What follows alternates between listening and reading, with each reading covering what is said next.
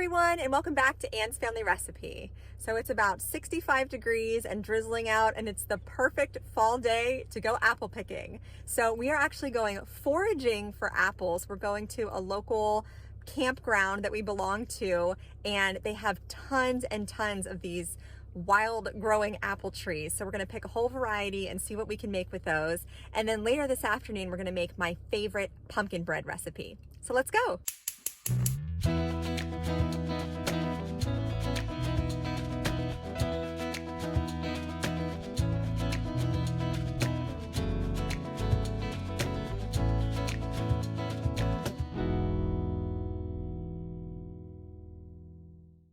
My sister-in-law had just purchased this apple picker for her homestead, and she agreed to meet us at the campgrounds so that we could actually reach the apples. And each of my kids got to try picking a few apples, and they had such a good time.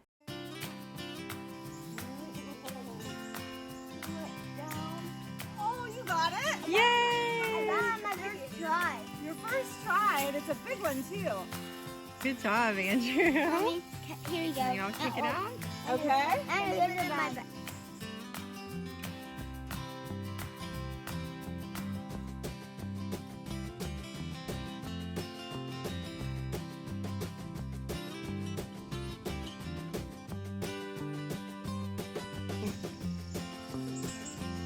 Is that good? Yeah, you like it? Mommy. Claire, show me your muddy hand. When we got home, I gave the apples a good scrub in some vinegar water, and I rinsed them off again and then let them dry. You'll see a few nibbles here and there in some of the apples. We were snacking on them as we picked them, just to see which ones were sweeter, which ones were more tart.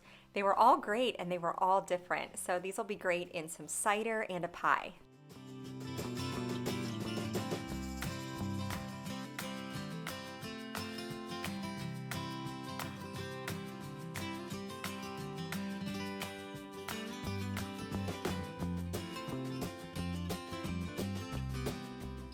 The kids picked so many apples, so I also sliced a few up and we did an art project. I remember doing this when I was a kid. You slice the apples in half horizontally and then use them as stamps. So the kids painted some pictures using these fall colors.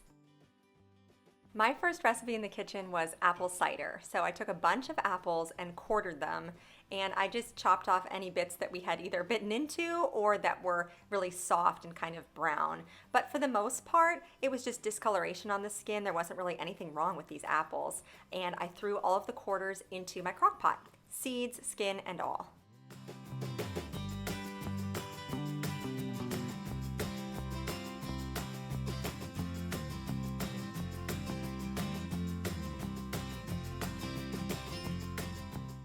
I covered the apples with 12 cups of water, and then I sprinkled in a little bit of cinnamon and added a half a cup of brown sugar.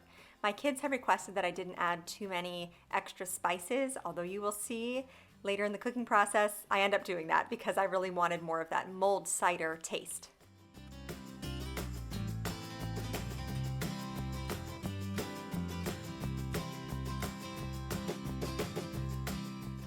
I put a lid on my crock pot, set it for 3 hours on high, and it started to cook. While the cider was simmering, I put together my favorite pumpkin bread recipe. This originated from the YouTube channel What's Up Moms, and it's truly the best pumpkin bread I've ever had. So this is a combination of 3 cups of all-purpose flour, 1.5 teaspoons of baking soda, a 1/4 teaspoon of salt, 2 teaspoons of cinnamon, and a 1/2 teaspoon of nutmeg. And then I whisked all those dry ingredients together.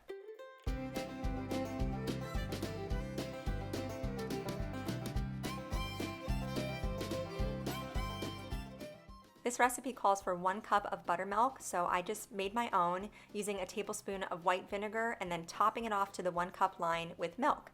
Then I stirred that together and set it aside for about 5 minutes to thicken a little bit. For the rest of the wet ingredients, I started with 1.5 sticks of softened unsalted butter. To that I added 1.5 cups of white sugar and a 1/2 cup of light brown sugar, and then I creamed that together using my hand mixer.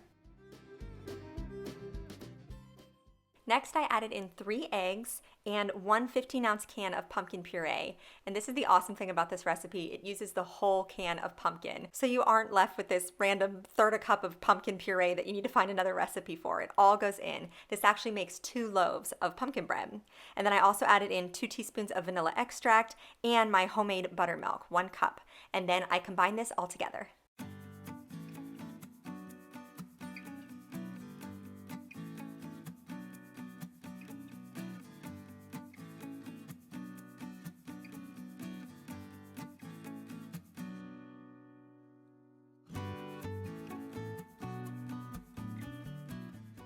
Next, I incorporated the dry ingredients into the wet ingredients in 2 parts.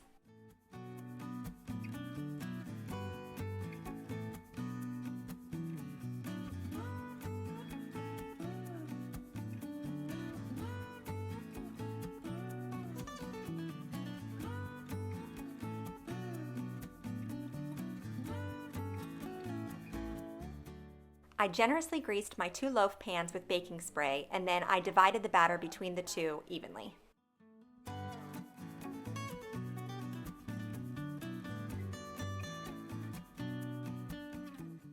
This bakes at a very low temperature. It's 275 degrees for about 70 minutes according to the recipe, although I think my oven gets pretty hot because mine only took about 50 minutes. Definitely check it earlier than the 70-minute mark. You don't want to overbake it. You can just put a toothpick in the center to test to make sure that both loaves are done, and your house is going to smell amazing. Now, speaking of things smelling amazing, I popped the lid off of my cider during the baking process for the pumpkin bread and gave it a quick stir, and then I was able to remove my loaves and allow them to cool. This quick bread should come out of the pans very easily. I just run my knife along the edges and then invert the pan, and the loaf pops right out. And then I sliced up a couple of pieces to give it a little taste test. Now, this recipe is great for gifting. You can keep one for yourself and give one away, but my family keeps growing, so we're actually going to save both loaves for ourselves this time because we will go through these very quickly. And you can see, I'll show you the inside of the slice here. It is so moist. It has wonderful flavor, and it's just this perfect taste of fall. Once my apples had cooked for 3 hours on high, I decided to mash them up just to infuse a little more of that apple flavor into the liquid.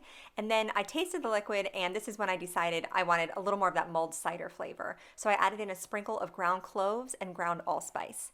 Now, this is just what I had in my pantry, but if you have whole cinnamon sticks, whole cloves, whole allspice berries, I would recommend that just because you'll get an even smoother, like not gritty texture at all to your apple cider. It really wasn't too bad with these ground seasonings, but I just wanted to give you that tip. After adding the spices and mashing the apples, I did cook the mixture for an additional hour on high. Then I used my spider strainer to get most of the larger pieces of apple out, and then I used a ladle and a fine mesh sieve to get the rest of the apple mush out and separate the cider from it into a large pitcher. And you can see it looks beautiful here. It smelled amazing, and you can enjoy this right away hot, or what I did was refrigerate it and we had it cold the next day. Guess what? I still had more apples, so I decided to make an apple pie. I'm starting with the crust, and this is my mother-in-law's recipe. So this is 2 sticks of cold unsalted butter that I'm cubing up and adding to a large mixing bowl. And this is going to make enough dough for a double crust. Next up, her recipe calls for a half a cup of coconut oil, which I did not have, but I did have lard for baking. So I used a half a cup of lard, and this crust turned out fantastic. You could also use vegetable shortening here too. But once the 2 fats are in the bowl, you add 1 teaspoon of vinegar. It could be white vinegar or apple cider. And then a little secret ingredient here is 1 teaspoon of vanilla extract. And then I just grabbed my pastry blender and started working all these ingredients together a little bit.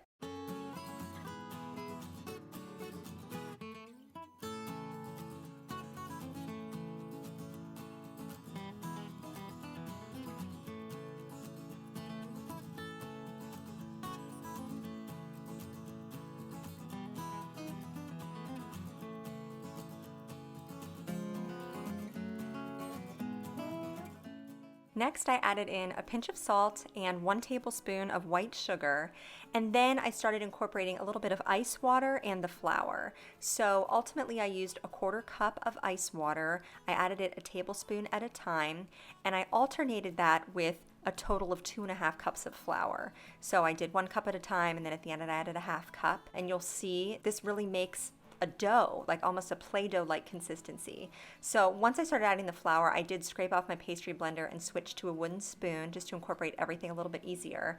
But it comes together pretty nicely with the spoon, but at the very end you'll probably want to get your hands in there to use the warmth of your hands to really work the dough together.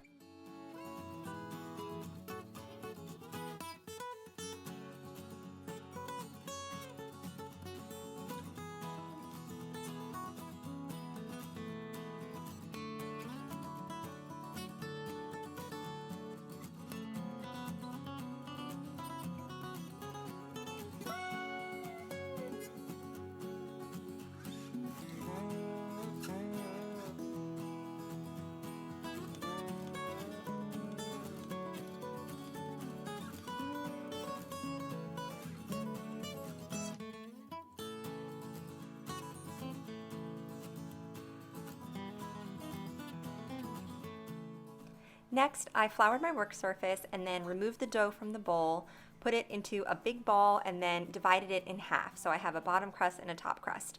You will see that I did not divide my dough very evenly, but if this happens to you, don't worry about it. Just always use the bigger piece for the bottom crust. You want to make sure that's totally covered, and then you can work with the scraps and with the smaller crust on top, and it'll work out just fine.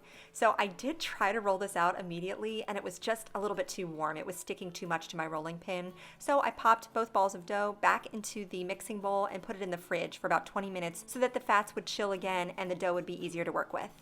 In the meantime, I peeled, cored, and thinly sliced about 9 apples for the filling.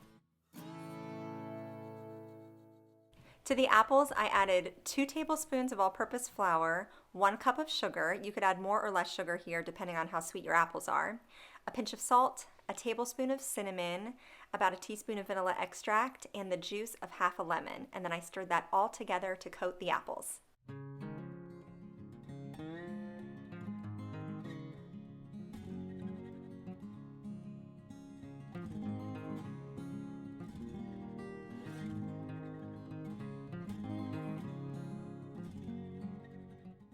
To assemble my pie, I lightly floured my work surface and then grabbed 1 of the balls of chilled pie dough.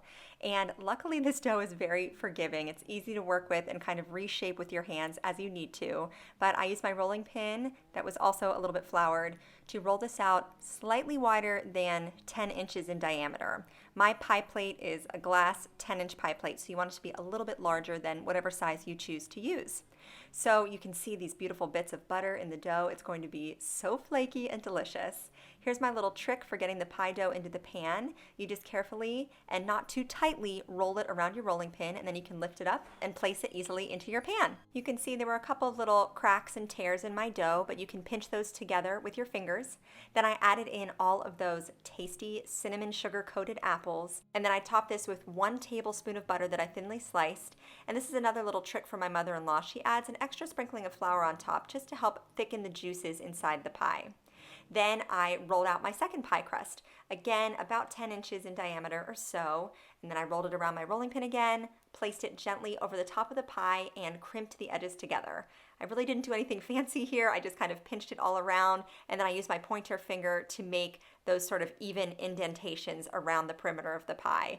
I thought it looked pretty nice. I mean, it's a little rustic, but also maybe professional looking. I don't know. I was very impressed with my pie this time around. It just looked very homey and delicious. So the final steps are to make a few air holes or air vents in the top. You can slice those with a knife, whatever pattern you'd like, and then you finish it off with an egg wash. So this is 1 egg white mixed with a tablespoon of milk or cream, whatever you have. Whisk that together and then use a pastry brush to brush this all over the surface of your crust, thinly and evenly, and then you can sprinkle this with about a tablespoon of sugar. This gives a beautiful appearance and a little added sweetness to the crust as well. This pie bakes at 375 degrees for about an hour. Definitely check it before the hour mark, but you want the crust to be golden brown and the apples to be fully cooked inside. They should be tender, not mushy, but also not still firm. You want this really nice, soft apple texture on the inside. So you can see I placed my pie onto a rimmed baking dish in case any juices spilled over, which they did a little bit, so I was happy to have that under there to catch them.